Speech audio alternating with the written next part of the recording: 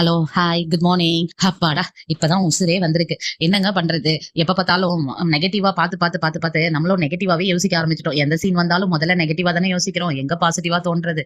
அது மாதிரி தாங்க. நம்ம மகாநதி சீரியல்ல விஜய் ரோட்ல உட்கார்ந்துட்டு இருக்கிறத பார்த்து ப்ரோமோ வந்ததுல இருந்தே ஒரே கன்ஃப்யூஷனாவே இருந்தது. காவேரி சொல்லிட்டாங்க. வாய்ஸ் நோட்டும் போட்டாங்க. அத விஜயும் கேட்டுட்டாரு. அப்புறம் ஏன் அவரு ரோட்ல உட்கார்ந்துட்டு இருந்தாரு? ஒருவேளை அப்படியா இருக்குமோ, இப்படியா இருக்குமோ அவ்ளோ பிரெடிக்ஷன் எப்பா! எந்த சேனல் எடுத்தாலுமே பிரெடிக்ஷன் நெறைய வந்துட்டே இருந்துச்சு. ஓகே. இன்னைக்கு வந்து அதுக்கான ஒரு ஃபுல் ஸ்டாப் வச்சுட்டாங்க. ஆக்சுவலா வந்து என்னன்னா, அவர் ஏன் ரோட்ல உட்கார்ந்துட்டு இருக்காருங்கிறத இன்னைக்கு காட்டல. பட் அவர் வந்து வாய்ஸ் நோட் கேட்டுட்டாரு.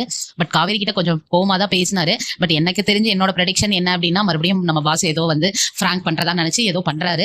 பட் என்னன்னா, அதுவும் பேக் ஃபயர் ஆகாம இருந்தா சந்தோஷம் தான். ஓகே. ஆனா வந்து பாத்தீங்கன்னா, நாளைக்கான ப்ரோமோல வந்து விஜய் வந்து காவேரி வீட்டுக்கு வந்துட்டாரு. நம்ம சாரதாம்மா கூட பேசிட்டாங்க.